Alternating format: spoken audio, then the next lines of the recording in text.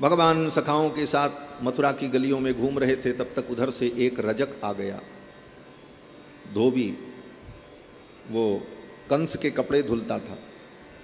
उधर से वो आ रहा था, इधर से भगवान जा रहे थे। उसने देखा भगवान बीचों बीच मार्ग में अपने सखा मंडली के साथ आ रहे थे। बड़े रोब में, बड़े ताव में उस रजक ने कहा, हट जा सामने से। भगवान श्याम सुंदर ने देखा, रे कौन है? बड़ा भयानक था, काले रंग का, लाल लाल उसकी आंखें, बड़ी बड़ी मूछें, सिर में पगड़ी बांधे हुए और गिद्ध का पंख लगाए हुए और लोहे के आभूषण पहने हुए, बड़ा भयानक जमराज के दूत जैसा प्रतीत हो रहा था। जब वो सामने आया और उसने कहा, छोरे हट जा सामने से, तो भगवान श्याम सुंदर ने कहा, तो बड़ा दुष्ट है। भगवान ने कहा, नहीं हटेंगे। उसने कहा, जानते नहीं हो मैं कंस का धोबी हूं। उसको इसी बात का गर्व था कि हम कंस के धोबी हूं। भगवान ने कहा, अच्छा तुमको जाना है तो तुम इधर से चले जाओ, मैं नहीं हटूंगा। तो उस धोबी ने भगवान को कुछ अपशब्द कहा, कठोर शब्द कहा। वो धोबी कपड़े लिए हुए था, कंस के कपड़े धुलता था, कंस के राजसी वस्त्रों को लेकर के जा रहा था।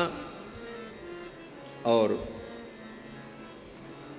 भगवान ने देखा तो भगवान ने कहा, देखो ये वस्त्र बड़े सुंदर हैं, ये वस्त्र मुझे दे दो।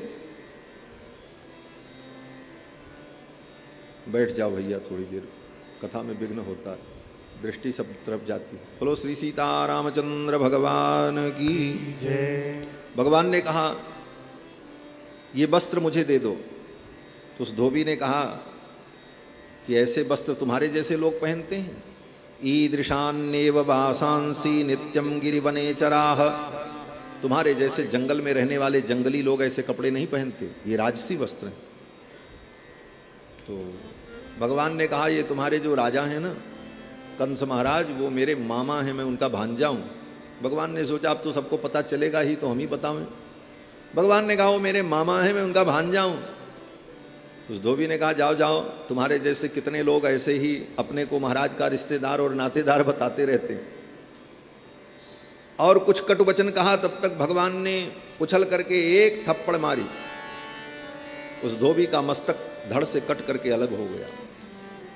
वस्त्र वहीं गिर पड़े। सखाओं ने उन वस्त्रों को उठा लिया और कहा, भैया ये वस्त्र तो बड़े सुंदर हैं, लेकिन एक भी हमारे अनुकूल नहीं। तब तक भगवान ने देखा, वहीं मथुरा में एक दर्जी था, भगवान का भक्त था। वो दर्जी अपने पूरे परिवार के सहित आ गया। उसके परिवार के लोग कपड़ा सिलने का ही काम करते थे।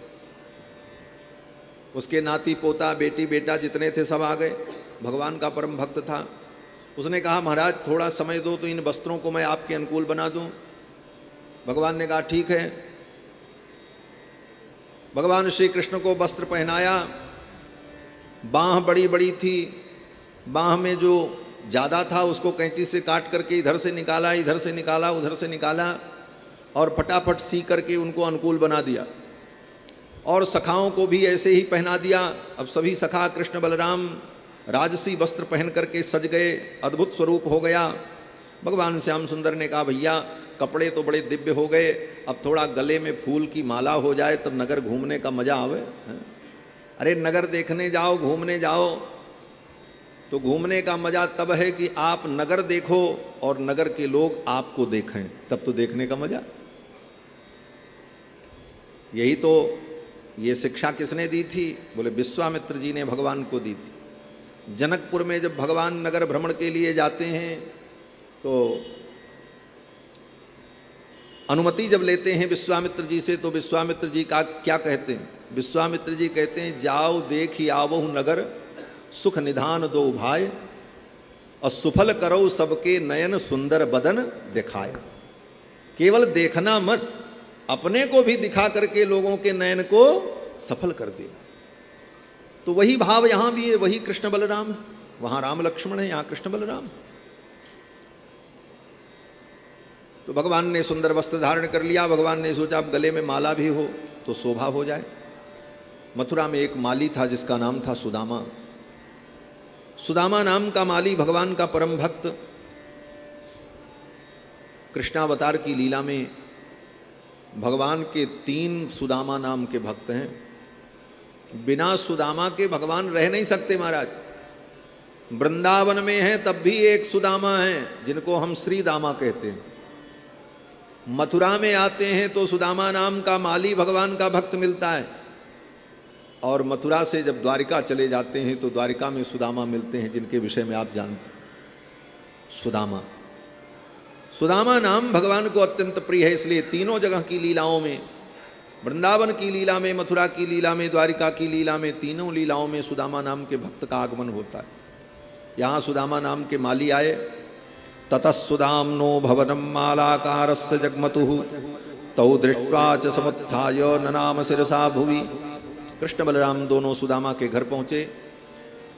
सुदामा नाम के माली ने भगवान को सुंदर माला पहनाई और जितने सखा थे उन सबको माला पहनाई।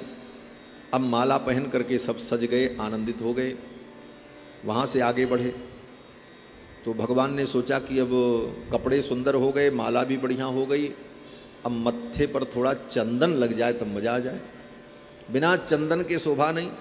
तब तक देखा उधर से एक दासी आ रही थी, 3 जगह से टेढ़ी थी। कौन थी? बोले दासी। दासी का मतलब, बोले दासी, दा जैसे लिखा जाता वैसे थी दासी। दा लिखो तो बीच में उसका पीठ ऐसे निकल जाता है, दा लिखो तो दा की पीठ इधर निकली रहती, उसी तरह उसकी भी पीठ निकली थी, कुबड़ निकला था। दासी, दासी थी। और किसकी दासी थी? बोले कंस की दासी थी। उसका नाम सैरंध्री था। कुबड़ निकला था इसलिए लोग उसको कुब्जा भी कहते थे। कंस के लिए चंदन घिस करके ले जाती थी। रास्ते में मिल गई, भगवान ने रोका और कहा, अरे सखी कहाँ जा रही हो? वो तो बेचारी गदगद हो गई, भाव विभोर हो गई। कभी कोई उससे बात भी नहीं करता था क्योंकि इतनी कुरूप थी। उसको कुबड़ निकला था, कोई उसको पूछता नहीं था। भगवान श्याम सुंदर ने कहा, री सखी कहाँ जा रही हो? वो तो मगन हो गई।